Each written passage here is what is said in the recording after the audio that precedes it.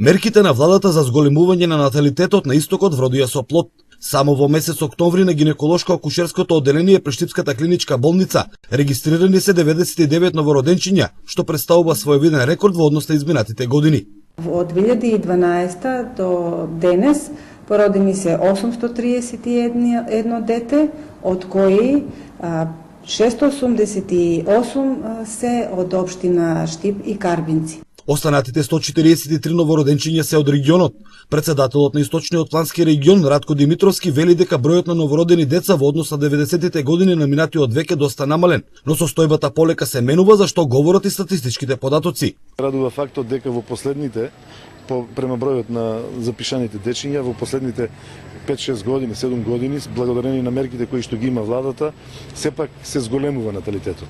Источниот регион како еден од најпасивните во земјава и покрај позитивниот тренд сепак бележи црна статистика во периферните општини.